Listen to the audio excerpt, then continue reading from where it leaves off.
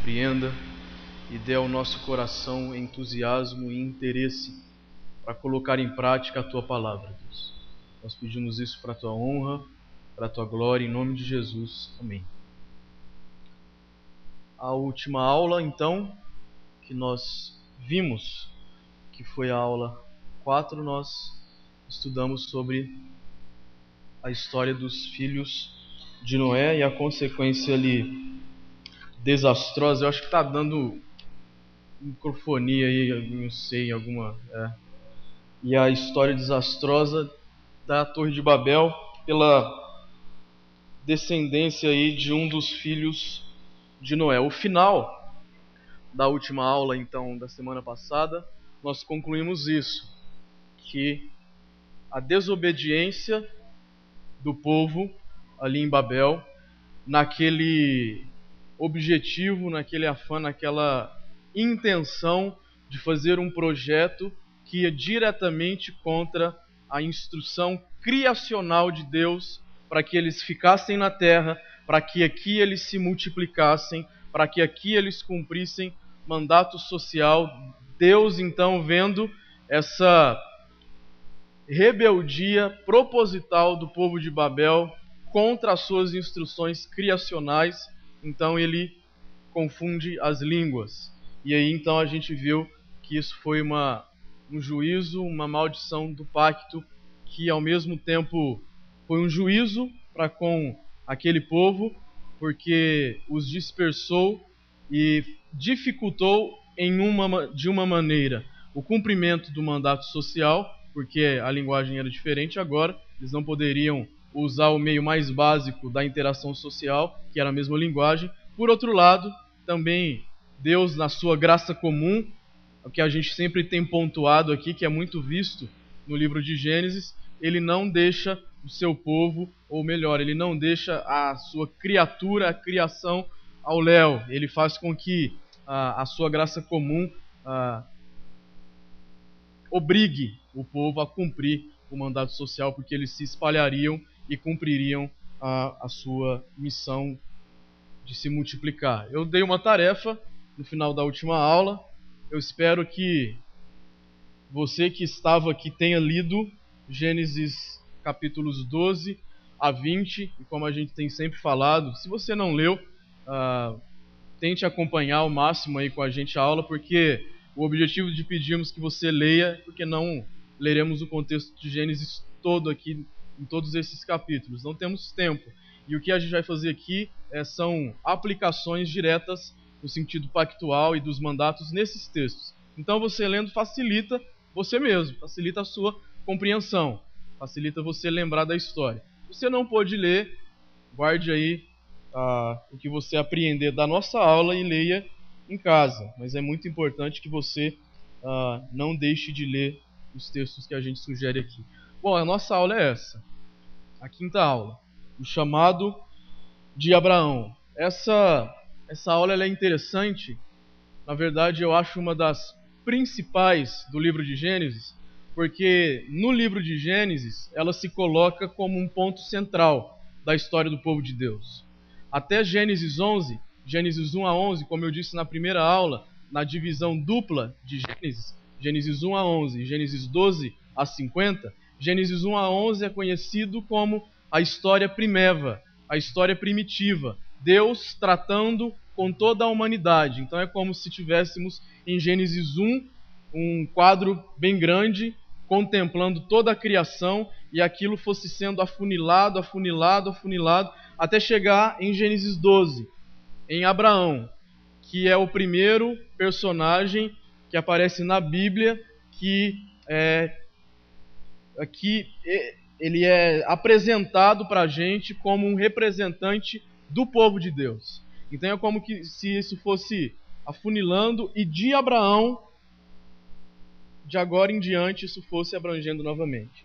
Por quê? Porque Abraão recebe o chamado para ser pai de numerosas multidões, para que através dele todas as famílias da terra fossem abençoadas. Então, estudar a história de Abraão é muito importante para a gente que é crente, para a gente que é filho de Deus, que a gente aprende muito com a história dele, e a gente aprende principalmente com a maneira como ele é visto através de Cristo. no Novo Testamento. Então a história de Abraão, primeiro, além de ser muito interessante, todas as narrativas que envolvem esse servo de Deus, é importante para nosso conhecimento.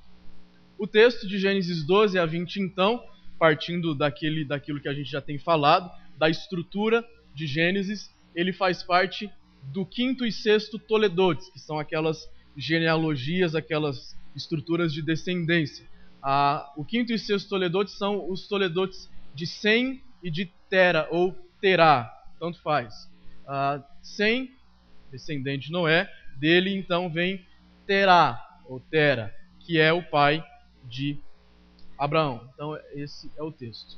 Bom, você tem aí na sua apostila, e mais uma vez eu digo, se você ainda não tem a apostila e está acompanhando nossas aulas ou quer acompanhar as nossas aulas, converse com o João Marcos, com a Celina e veja como que seria possível você obter essa apostila. Na sua apostila, então, tem aí a estrutura que a gente vai apresentar hoje aqui na aula. De Gênesis 11, versículo 10, apenas lembrando, a nossa última exposição foi até Gênesis 11, versículo 9, porque a partir de Gênesis 11, versículo 10, nós temos já a quinta Toledote, já é uma próxima descendência que aí conclui, lá no final do capítulo 11, o surgimento de Abraão. Então, temos aqui de Gênesis 11, 10 a Gênesis 20, versículo 18, dois atos. Quais são os atos? Atos são aqueles blocos maiores que contemplam várias cenas na narrativa. E sempre que eu apresentar isso, insistentemente, tentem lembrar daquilo que eu apresentei desde a primeira aula. Como se nós estivéssemos vendo aqui um filme, a narrativa. Por quê? Porque apresenta personagens, atos, cenas, momentos de diálogo. Então, tente visualizar isso. São dois atos. O primeiro ato maior, então, é a promessa pactual. Engloba de Gênesis 11, 10 a 15 e 21. E aqui nós temos 6 cenas. O segundo ato já é a semente do pacto. A gente vai ver por que esse ato se divide do primeiro, e ali nós temos 5 cenas. Um ponto aqui. Os irmãos perceberam que essa é a aula que mais tem cenas.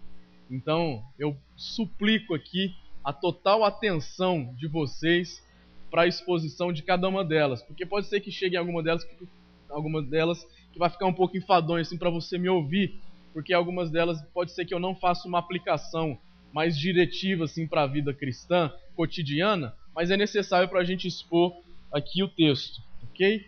Então essa é a estrutura, esse é o contexto. Esses atos e cenas então nos mostram que, mais uma vez, independentemente dos atos humanos, por que independentemente dos atos humanos? Porque nós concluímos a aula passada dizendo que o projeto frustrado da Torre de Babel, ele deixou-nos ali sem nenhum descendente da linhagem escolhida, sem nenhum índice de redenção. Então, apesar disso, a gente vê que Deus intervém na história através do descendente de Tera, Abraão. E aqui, então, primeiro a gente vai ver os aspectos do pacto da criação. Então, a gente vai caminhar por essa estrutura que a gente tem apresentado e a gente vai ver o que acontece na narrativa de Gênesis 11, 10 até o final do capítulo 20. Bom, a primeira cena do primeiro ato, então, que é essa promessa pactual.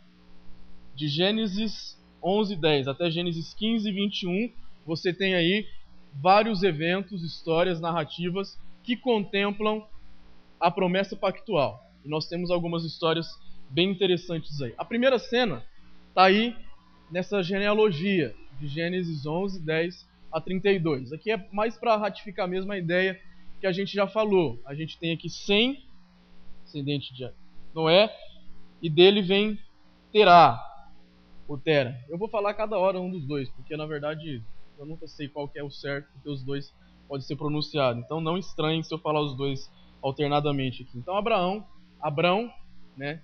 Porque primeiro ele nasceu como Abrão, e a mudança do nome dele para Abraão vai ser importante, a gente vai falar daqui a pouco. Abrão, então, ele é o primogênito de Tera. O nome Abrão significa homem exaltado. Isso é importante. Isso é importante por quê? Porque, diferentemente da cidade dos homens, dos construtores de Babel, Abrão aqui ele é propositalmente apresentado como alguém diferenciado, né? Como alguém que seria, de fato, aqui de uma linhagem diferente, de uma linhagem nobre. Deus elege um descendente de Sem para dar continuidade a essa relação pactual. Abraão é chamado para servir a Deus com fé e obediência, diferentemente dos seus antepassados. Isso aqui é importante e prático para nós. Por quê? Observe o que diz Gênesis 11, versículo 31. É um fato que passa despercebido para nós, uma leitura comum. Olha o que diz. Tomou Tera a Abrão, seu filho, e a Ló, filho de Arã, filho de seu filho, e a Sarai, sua nora, mulher de seu filho Abrão, e saiu com eles de Ur dos caldeus para ir à terra de Canaã. Aí olha o final. Esse final é importantíssimo, do versículo 31. Foram até Arã, onde ficaram. Esse termo ficaram é aquele lá que os construtores da Torre de Babel receberam, se estabeleceram, ficaram aqui. No contexto etimológico do hebraico de Gênesis, esse verbo significa que Arã, ele propositalmente, Tera, propositalmente ficou em Arã, desobedecendo o mandato de ir para os confins da terra. Então isso é bem interessante. Ele não cumpriu o mandato espiritual que Deus deu a ele. E Abraão, quando é chamado aqui, ele é chamado para cumprir isso e não permanecer ali. Ele é chamado para outra terra. Algumas questões interessantes que nós temos aqui nessa cena. Abraão, então, ele recebe esse chamado e ele é eleito por Deus dentre muitos homens para que ele seja, então, um meio da graça de Deus para outros povos. E aqui nós temos uma aplicação que não vamos entrar nela aqui muito profundamente hoje, porque nas próximas aulas o Felipe e eu falaremos mais sobre essa doutrina, que é a doutrina da predestinação, que é a doutrina da eleição, mas é muito bom pontuar desde já que a doutrina da eleição, que é Deus escolhe uns para a vida eterna e ele destina outros para a morte eterna no inferno, ela não é algo do Novo Testamento. Ela surge em Gênesis 12, quando Deus escolhe, por sua soberania, um homem para representar ele mesmo. Então, essa eleição aí. Mas o que é interessante, e aqui pode ficar aí com a sua pulga atrás da orelha, mas não vamos entrar no assunto hoje, nas próximas aulas. O interessante disso, o que é o outro lado da moeda da doutrina da predestinação, que não é falado muitas vezes, é exatamente o que nós temos aqui em Gênesis 12. Que Deus, ele escolhe, ele predestina um homem, Abraão, para que seja um representante dele na terra, para que seja aquele que vai obedecê-lo em suas responsabilidades social, cultural e espiritual. Contudo,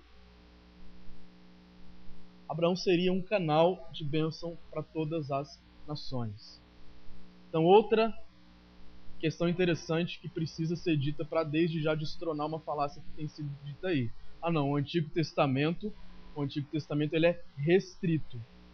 Ele exclui pessoas. Por quê? Porque ali é tão somente Israel. Na verdade, Israel ele é escolhido como povo. Mas aqui em Gênesis 12 nós já temos a bênção de Deus sobre todas as nações. Por que eu digo isso? Eu digo isso porque é importante, porque muitas pessoas dizem então que não existe esse negócio de evangelizar outros povos, outras pessoas, é questão de Novo Testamento. Isso não tem no Antigo Testamento. Isso não é verdade. Missão, evangelizar pessoas, trazer pessoas para o reino de Deus, está aqui em Gênesis 12. Está nesse princípio de que o primeiro escolhido como povo de Deus foi escolhido para ser bênção de todas as nações. Se você ler muitos textos do Antigo Testamento, você vai ter isso. Salmo 126. No Salmo 126 a gente vai ter ali que a libertação do povo da escravidão foi um testemunho para outras nações. Você vai ver isso nas leis que são estabelecidas para com o estrangeiro. O estrangeiro, quando chegava na terra do povo de Deus, ele era acolhido. e ele passava a fazer parte social, espiritual e religiosamente do povo de Deus. Então, isso é importante. Abraão é eleito pela soberania de Deus, pela graça de Deus, para ser um representante dele na terra, mas para que ele fosse bênção. É claro que essa questão missional, no Novo Testamento, ela é diferenciada, ela é abrangida. Se no Antigo Testamento nós temos uma missão que a gente pode chamar mais uma missão centrípeta, ou seja, os de fora vendo o testemunho dos feitos de salvação do Deus de Israel, na nação de Israel, se admiravam e vinham. Agora no Novo Testamento, Cristo estabelece aquilo que a gente pode chamar de uma missão mais centrífuga, aquilo que vai de dentro para fora. Então agora a igreja é chamada para ir para fora. Apesar dessas duas pequenas diferenças de princípio de missão está aqui, em Abraão. Começa em Gênesis 12. Porque se o escolhido de Deus para ser representante do seu povo foi chamado para ser bênção para as nações, todo o povo de Deus é chamado para, de maneiras diferentes, ser bênçãos para as nações. Abraão, então, ele recebe esse chamado. Mais para frente, desculpa, eu acho que, como eu falei, quando eu falo muito, ele sai aqui do...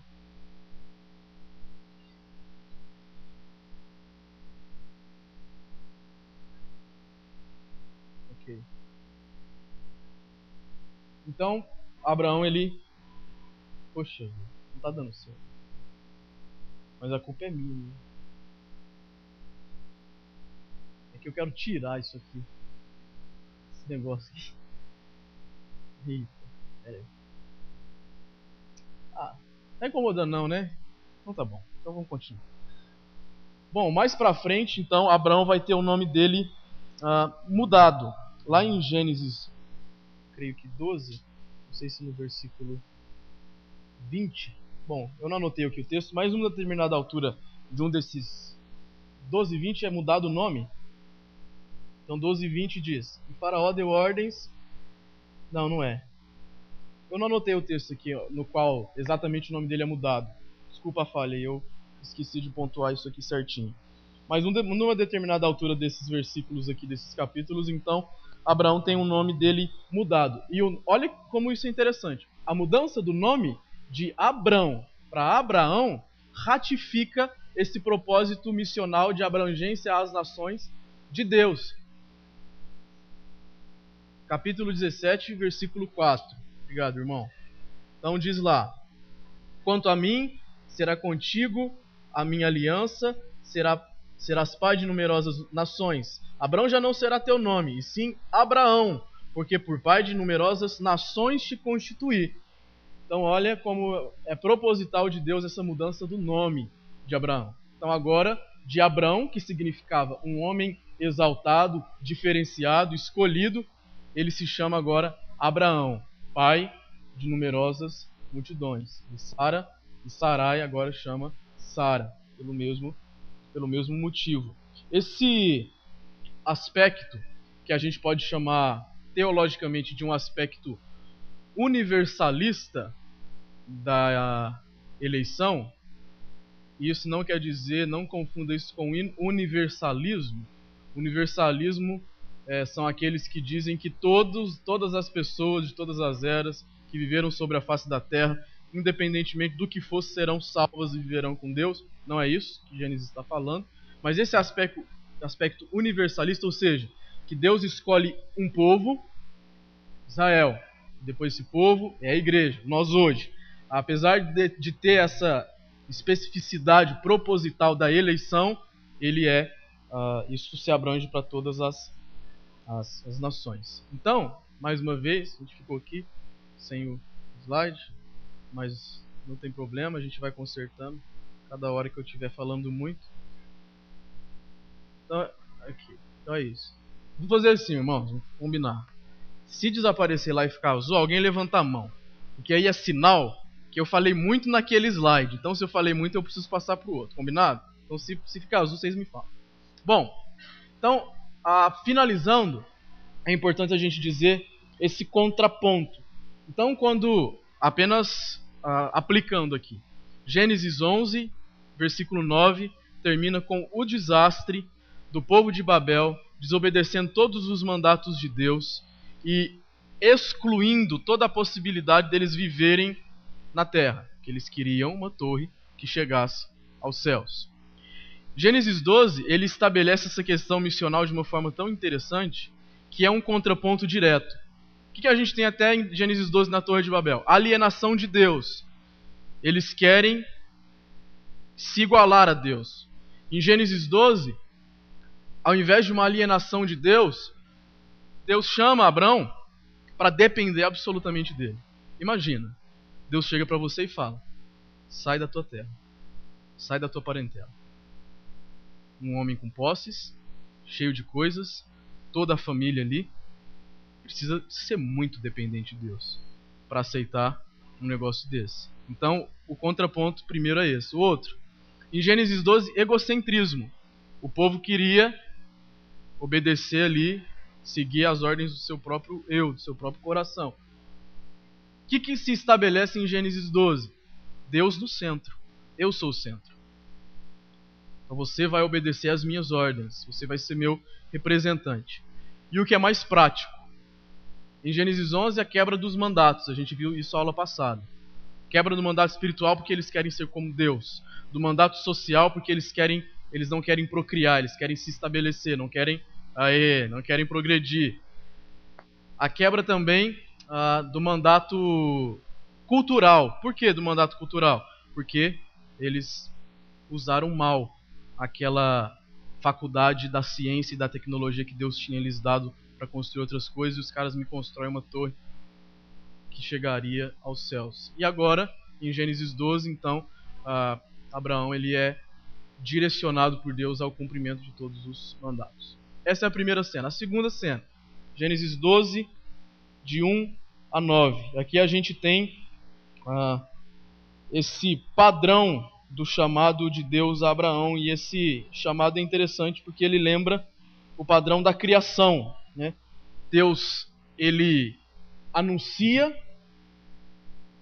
ele dá uma ordem para Abraão e depois ele fala o que acontece. É o mesmo padrão da criação. Você tem isso mais detalhado aí na sua apostila. A repetição de abençoar os seres humanos, que acontece 5 vezes em Gênesis 12, de 1 a 3, e a repetição de amaldiçoar é também uma alusão ao relato da criação.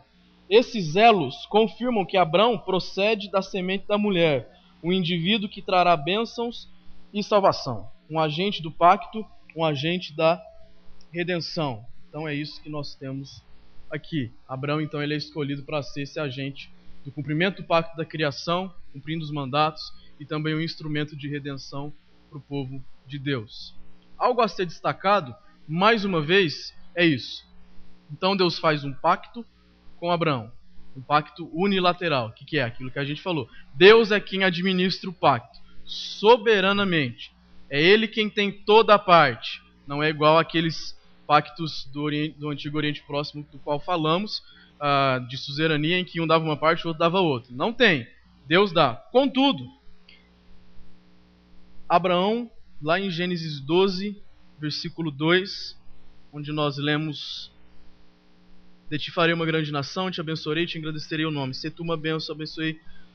Versículo 4 de Gênesis 12. Partiu, pois, Abrão como lhe ordenara o Senhor, e Ló foi com ele. Você não vê Abrão aqui discutindo com Deus à semelhança de outros servos dele que foram chamados. Mas eu não sei falar. Não, ele não fala. Mas eu não passo de uma criança. Ele obedece. Então, nesse sentido, Abrão ele é um exemplo de obediência, de uma resposta de fé obediente ao mandato, que mais uma vez nos ensina de forma muito prática a questão da vida cristã. Fomos chamados, escolhidos, Deus conosco, em Cristo estabelece aquele pacto onde só Ele tem parte. Então beleza, recebi meu ticket de salvação, tranquilo, vou viver a vida. Não, nós temos a nossa parte. Deus exige de nós uma resposta de fé obediente aos seus mandatos, às responsabilidades pactuais que nós temos para com Ele. Terceira cena, Gênesis 12, versículo 10, até Gênesis 13, versículo 2. O que nós temos aqui? Bom, essa é a primeira cena de um conflito nesse relato que nós temos aqui. Após receber a promessa da terra, Abrão agora deve, a despeito da dificuldade e conflito, confiar que Deus lhe proverá dentro da terra e o protegerá fora dela. Então o que acontece? Deus vem e faz esse desafio para Abrão. Abrão, sai da tua terra, da tua parentela, te farei pai de muitas nações. E aí, Gênesis 12:4, Abrão sai, não fala nada e vai com Ló. Aí começam os testes. Os irmãos percebem que é bem igual a vida cristã mesmo, né? O cidadão é convertido pelo Espírito e aí ele aceita Jesus sem reservas, depende dele. E aí a gente recebe no escritório, pastor, mas pastor, eu achei que agora que eu sou crente não ia acontecer mais isso e tal e tal. Parece que as coisas estão aumentando, as tentações e as provas. E é isso mesmo, irmão, é bíblico, está aqui. Aí começa o teste de dependência de Abraão. O primeiro é esse, quanto à questão da providência de Deus. O que a gente tem aqui nesse relato? A gente tem um momento de fome. Ali acontece versículo 10 de Gênesis 12. Havia fome naquela terra. Desceu, pois, Abraão ao Egito para ali ficar, porquanto era grande a fome na terra. E aí o relato para frente, os irmãos lembram. O que a gente tem aqui? A gente tem aqui, em seu primeiro desafio de crer na fertilidade provinda de Deus, na providência de Deus, naquele momento de fome, Abraão falha, quebrando o mandato social. A tensão entre o perigo da fome e a dependência de Deus leva Abraão a temer por sua vida. Versículos 11 e 12. Quando se aproximava do Egito, quase ao entrar, disse a Sarai sua mulher: ora, bem sei que és mulher de formosa aparência. Os egípcios, quando te virem, vão dizer: é a mulher dele, e me matarão, deixando-te com vida. Dize, pois, que és minha irmã, para que considerem por amor de ti, por tua causa, me conservem a vida. Então, qual que foi a estratégia dele? Ele conhecia o povo. É bem provável que Sara fosse bonita, e ele já imagina: eles verão minha esposa, como eles são tiranos, me matarão e ficarão com ela. Ou seja, eu é quem planejo e controlo o que vai acontecer dali, não Deus. Então vamos arrumar uma estratégia para que isso não aconteça. Você fala que você é minha irmã, ok? Mas aí qual que é o desfecho da história? Deus se revela para o rei, diz: você mentiu para mim, ela não é sua irmã, sua mulher. E Deus manda maldição para aquele rei e para aquele povo. Os irmãos perceberam a consequência desastrosa de você não depender total e absolutamente de Deus, mesmo diante dos perigos mais visíveis, óbvios e iminentes da vida? Então isso é muito prático para nós. Então você vê que Abraão, isso aqui é uma pontuação pertinente, não foi perfeito. Foi escolhido como representante pactual de Deus. Ele obedeceu ao chamado de Deus na hora, não questionou. Saiu Abraão com Ló. Mas no primeiro teste de dependência ele falhou. As promessas de Deus aos seus parceiros peregrinos pactuais não pretendem trazer quietude e repouso. O sofrimento é parte necessária da perfeição dos peregrinos. É o que eu pontuo aqui. Então isso tem uma aplicação muito pertinente para nós, né? Você percebe que aquilo que Jesus disse lá em Mateus 16:24, que quem quisesse segui-lo, que tomasse a cruz, e aquilo que ele diz lá em João 16:33, que no mundo passaríamos por aflições, mas para termos bom ânimo que ele venceria o mundo. Isso, o princípio disso, que é o que? O Filho de Deus, diferente do que às vezes tem sido dito aí fora, sofre sim, e no sofrimento continua glorificando a Deus, está aqui desde Gênesis. Toda a Bíblia comporta abarca essa filosofia de vida cristã. O sofrimento acompanha você, acompanha a mim, acompanha o crente. A gente vai sofrer, a gente vai ter aflição. A cruz não é uma metáfora bonita para a redenção lá em Mateus. Ela é real, ela é pesada para nós. A gente não está isento da dor, do sofrimento. Aqui para Abraão foi a fome, o teste dele. Para você pode ser outras coisas, piores ou mais amenas, mas dela você não estará até a glorificação, quando Cristo voltar, isento dela. Então isso nos ensina a depender de Deus diante das dificuldades. O peregrino Estou lendo aqui a apostila. Com frequência se defronta com as dificuldades das escolhas morais. Abraão teme não poder escapar da morte, empanando sua honra pelo uso de mentiras e expondo ao risco a honra e a pureza da sua própria esposa. Ainda que Abraão fracasse nas provas de fé e ética, e isso aqui é a conclusão dessa cena que terminando aqui no início do versículo 13, ainda que Abraão fracassasse, Deus prova ser fiel. Abraão não cumpre com sua tarefa de ser bênção para outras nações. Ao invés disso, ele atrai repreensão sobre si e sobre o Egito. Contudo, Deus não permite que ele seja morto. O rei poderia matá-lo. Poderia. Ele matou. Olha como a soberania de Deus é misteriosa. Abraão errou. Errou. A consequência veio sobre ele? Não. E sobre o rei. E sobre aquele povo. O que isso te ensina e ensina a mim? Que as consequências dos nossos erros, muitas vezes, elas não nos atingirão diretamente. Contudo, isso não abre uma concessão e não nos dá licença para pecar. Isso faz com que a gente tema a Deus, porque pessoas podem ser atingidas pelo nosso erro. Isso é prova do quê? Prova de que Deus se mantém fiel apesar dos nossos erros. É prova de que Ele se mantém fiel ao pacto que Ele fez diante disso. Então, temos a quebra do mandato social aqui. Por quê? Porque Abraão dá a mulher dele para outros. E aqui um contraponto entre a confiança. Ele não confiou na providência de Deus. E ele mexeu os pauzinhos ali para que aquilo fosse mudado, enquanto ele devia depender totalmente de Deus. Cena 4, penúltima cena do primeiro ato aqui, que nós temos de Gênesis 13, de 3, ali está 8, mas é de 3 a 18. Eu vou ler aqui o primeiro parágrafo. Parece que Abraão aprendeu a lição anterior, que nos mostra o servo dele retomando a uma posição de fé, cumprindo o mandato espiritual. Pois o texto começa e termina com uma indicação do termo altar. Isso é interessante. Se você observar o versículo 3 e o versículo 18 de Gênesis capítulo 13, você vai ver esse termo aí, altar. Isso é importante. Por quê? Porque naquele contexto, erigir um altar era sinônimo de reverência e de adoração a Deus. O cumprimento aqui do mandato espiritual. Além disso, Abraão também cumpre o mandato social. Eu acho isso muito prático para nós.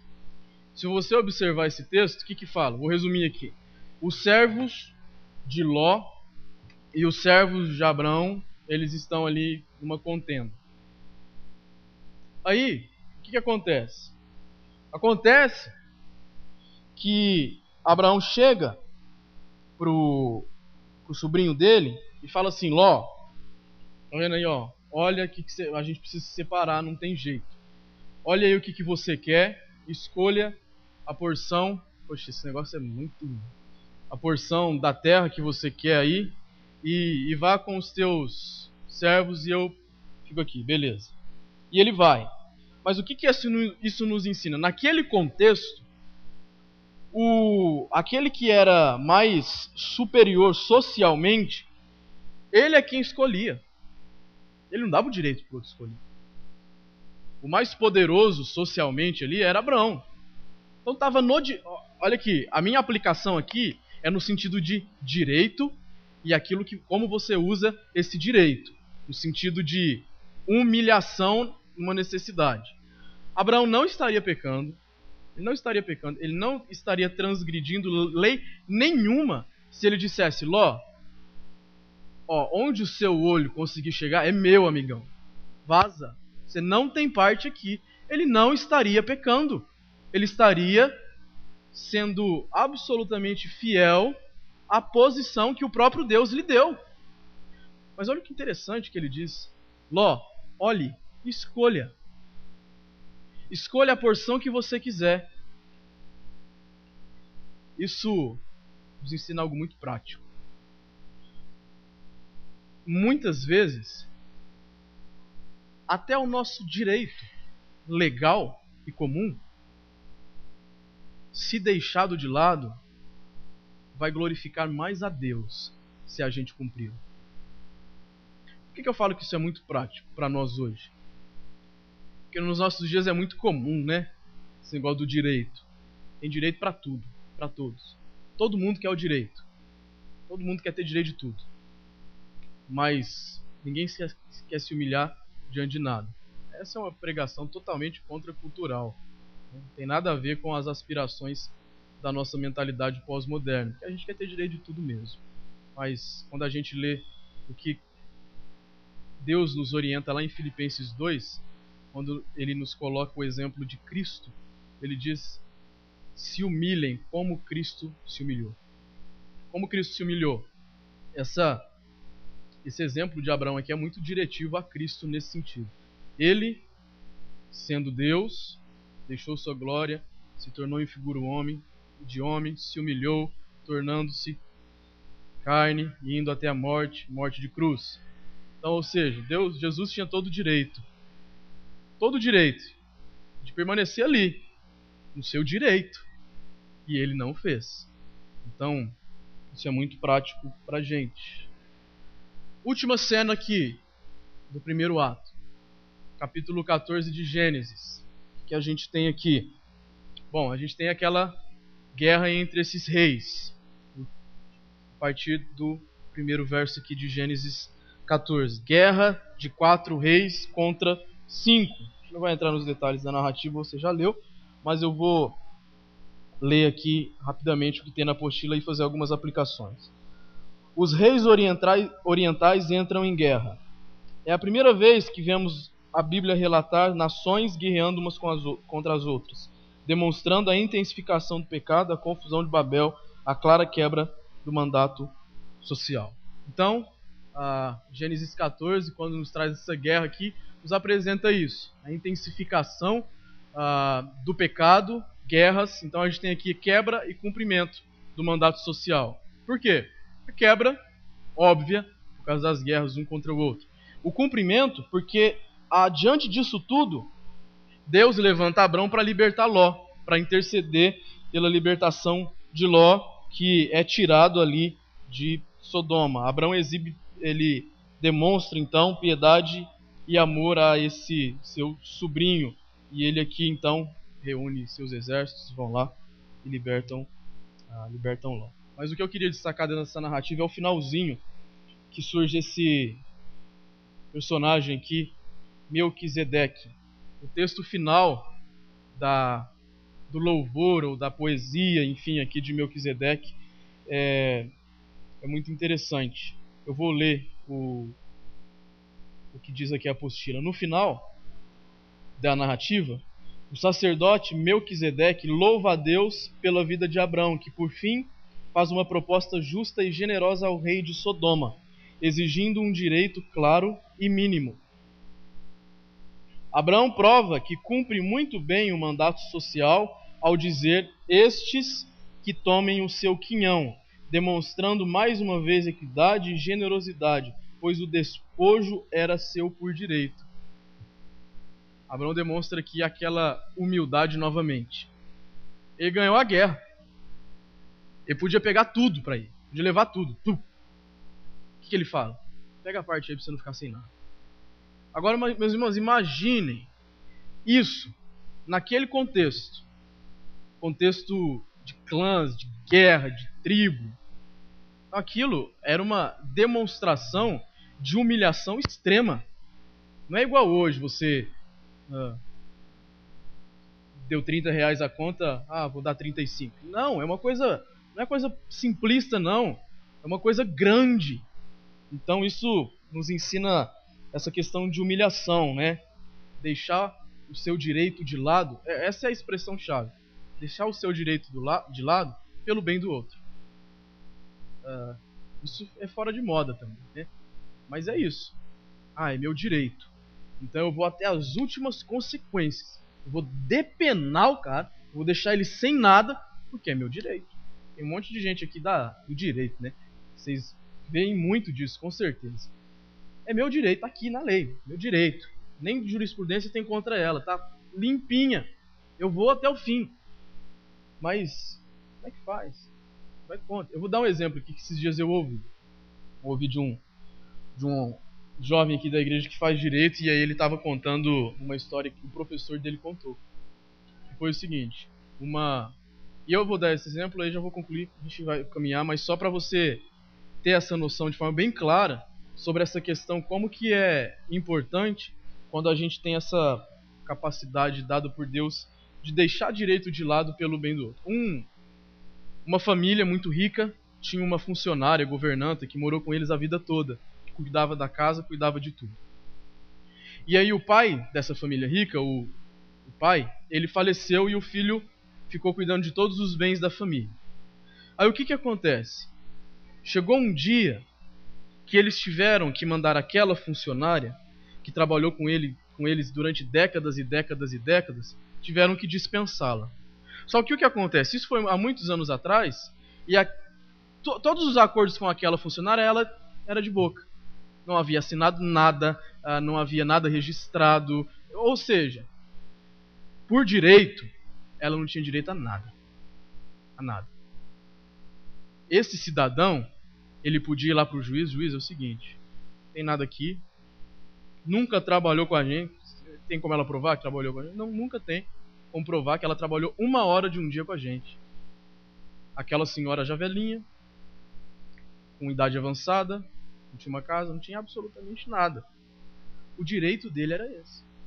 E aí o que eu achei interessante da história era o que o juiz falou. O juiz chegou para o cidadão e fez uma pergunta para ele. Falou, fulano, você vai fazer isso com essa senhora?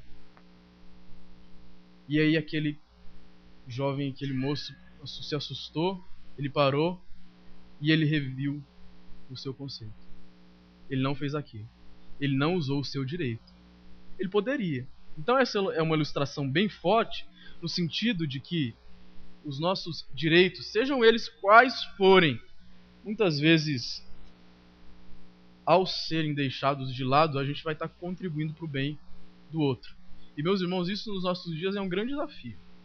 É um grande desafio. Agora eu estou atento porque fica azul lá, reflete aqui. Então, já fiquei mais esperto com essa questão. Já não me engana mais.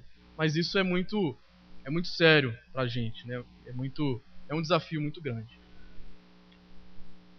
Última cena do primeiro ato. E eu acho que a gente vai ter que usar mais 2 aulas depois, que eu acho que não vai dar tempo de terminar a aula hoje aqui. Ok. Eu me empolguei aqui. A última cena. Capítulo 15 de Gênesis. A última cena desse ato nos traz uma maravilhosa promessa da terra a Abraão. Ele deixou o despojo para os outros, ou seja, ele saiu de uma guerra e ele disse, não, fiquem aí com essas coisas, o que vocês quiserem. Ele deixou o seu direito de lado, mas então Deus vem com um galardão muito maior que todos aqueles bens. Deus promete um filho, Abraão, um filho que daria continuidade à linhagem pactual, à semente da mulher, sendo bênçãos a todas as nações. Então isso é importante, né? Porque para aquela cultura patriarcal, não ter filhos era meio que um sinal de maldição, né? Não que era, mas para o povo, o senso comum da época lá, não ter filhos estava sob a maldição do inimigo, você não estava completo. Não é isso, mas no senso comum acontecia isso lá. Então, quando Deus promete um filho para Abraão, isso é uma bênção muito maior do que qualquer despojo que ele poderia pegar de uma guerra. E isso é importante, por quê? Porque isso já sinaliza a continuidade da descendência, né? A promessa aqui é para Isaac, então ele seria a serpente da mulher, e Abraão ele crê nessa promessa. E aqui também não vamos entrar, porque no final, nas aplicações aqui, nós temos a questão da justificação. Então nós vemos que a questão de justificação também, ou seja, você é considerado justo, aceitável por Deus, não por algo que você fez ou por algo que você deixou de fazer, mas somente pela fé, também não é estritamente Novo Testamento. A gente está aqui, a gente lê aqui que ele creu. Isso a gente depois vai ler lá em Hebreus, lhe foi imputado por justiça. Então, Abraão creu. Segundo ato, primeira cena. Aqui a gente tem aquela afirmação, então, de que, de fato, Abraão e Sarai, ainda com aqueles nomes, eles têm fé e eles obedecem a Deus, mas aqui a gente tem, mais uma vez, uma quedinha, né? Mais uma vez, a questão da dependência. Não, nós cremos que o Senhor vai dar um filho, mas a gente está velho, né? E aí Sara fala, Abraão, acho que não vai rolar. Pega aqui minha serva, e eu acho que é assim que Deus vai fazer. Mais uma vez, o homem, filho de Deus, então vocês estão observando que é com a gente, é crente, tentando ali mexer os pauzinhos para fazer a vontade de Deus acontecer. E a gente sabe, mais uma vez, que o grande problema é esse. Sinergia versus dependência. O que é sinergia? Sinergia é o sinergismo. O que é? É aquela teoria que diz que Deus, ele faz metade. E aí você vem e faz a outra metade. E as duas metades juntas, e aí tem o feito. Mas isso não é bíblico. Né? Isso não é bíblico. Bíblico é a dependência. Deus faz tudo, você pode não entender, você pode não querer, você pode não compreender. Você depende do ponto final. Porque ele vai te sustentar. Ele vai te guiar de alguma forma. A outra cena. A gente vê então que diante de tudo isso, Deus ele ali renova então a aliança com Abraão. E nós temos aqui Deus declarando a Abraão mais uma vez agora como agente do pacto. Deus então ele agora vai mudar o nome de Abraão como pai de numerosas multidões. Deus confirma isso de forma visual, pela última e definitiva vez, quando ele institui agora o sinal da aliança. Estabelece-se aqui a lei da circuncisão. Era um símbolo efetuado no órgão de procriação masculino, em virtude de a aliança pertencer aos descendentes. O circuncidado fazia parte da comunidade com a qual Deus se relacionava. Então a circuncisão ela é o símbolo de que aquele homem ele fazia parte do povo de Deus. E todos aqueles que estavam à sua volta, sua mulher, os seus filhos, seus escravos, suas servas e servos, todos faziam junto com ele parte do povo de Deus. Terceira cena. Até o versículo 15 de Gênesis 18, então a gente tem a promessa do filho. E aí a gente vê essa incredulidade aqui por parte de Sara, porque eles dão risada, né? Eles não, Sara, né? Dá risada ali da promessa de Deus. A partir do versículo 16 de Gênesis 18 até o final, a gente vê Deus usando então Abraão como um intercessor. Isso é muito legal, porque tem a quebra do mandato espiritual. Por quê? Porque Sara ri da promessa de Deus. Mas por outro lado, a gente tem aqui mesmo, nessa cena, Abraão intercedendo aqui pela salvação dos habitantes de Sodoma. Gênesis 19. E eu peço desculpa para os irmãos, porque eu estou correndo nessas últimas cenas, mas eu preciso, meus irmãos. Porque senão não vai dar tempo da gente chegar nem na metade da aula. Cena 4. Gênesis 19. O que a gente tem aqui? A gente tem aqui aquela famosa história, então, da destruição de Sodoma e Gomorra. E o que eu queria destacar aqui? Queria destacar apenas duas coisas. A consequência disso é porque eles quebraram os mandatos social, espiritual, cultural. Foi uma quebra total de mandato. Diante disso, como sempre, quebra de mandato, desobediência, Deus intervém com juízo. Mas mesmo diante de juízo, Deus demonstra a sua parcela de graça, porque ele livra a família de Ló. E olha que prático isso pra gente. Deus livra a família de Ló da destruição. A mulher dele no meio do caminho olha para trás do estado de sal. As filhas dele cometem incesto com o pai. E Deus continua demonstrando graça comum sobre essa família. É mais um indício fortíssimo de que, independentemente da ação humana, Deus demonstra sua graça comum. Deus provê. A providência de Deus está até sobre os maus. A última cena, mais uma vez, nós temos esse aspecto aqui do medo de Abraão. Abraão está lá no Egito, de novo, e Deus está com ele, mas Abraão esquece que Deus era poderoso, ele já tinha tido uma experiência, mas ele esquece que Deus é poderoso para providenciar os meios para livrá-los daquilo, e mais uma vez ele mente e entrega sua mulher para um outro homem. E aqui a história nos diz que as mulheres daquele reino, elas ficaram inférteis por causa da mentira e do pecado de Abraão. E aí, quando Abraão intercede para que Deus mude aquela situação, ao final da narrativa nos mostra um ato da providência de Deus tremendo. Porque Deus, ele atende ao clamor de Abraão e ele concede fertilidade àquelas mulheres daquele reino. O que isso significou? O que isso transpareceu e ensinou para Abraão e Sara? Vocês pecaram novamente. Vocês erraram de novo. Mas olha, eu sou o Deus poderoso, não esqueçam disso. Se eu fiz essas pagãs terem filho, eu vou fazer você, mesmo velha, ter filho. Mais uma vez, Deus demonstrando essa graça grandiosa. Então, o cumprimento do mandato social por parte de Abraão, porque ele intercede pelo rei Abimeleque. E a fertilidade sendo demonstrada sobre aquelas mulheres pagãs, o que a identificava ali graça grande sobre Abraão e Sara, que é a continuidade da promessa pactual. Bom, você tem aí os mandatos e, como a gente tem sempre dito, você faz a sua tarefinha de preencher. Não sei se na semana passada você preencheu. Se você preencheu, eu não abri aqui o slide, mas na semana que vem eu vou colocar o slide com as respostas de semana passada, ok?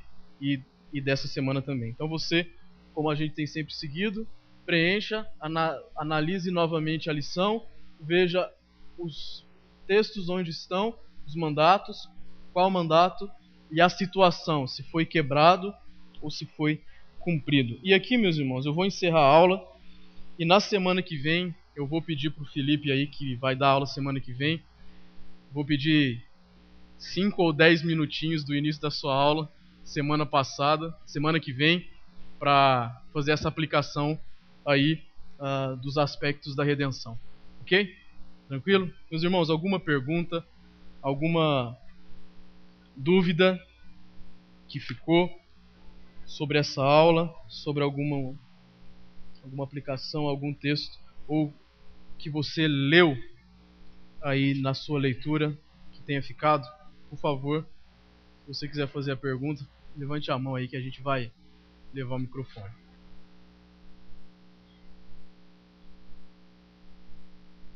Não? Então ok. Tem algum aviso, João, para dar para os irmãos? Então vamos ficar em pé, vou fazer uma oração. Nós vamos encerrar.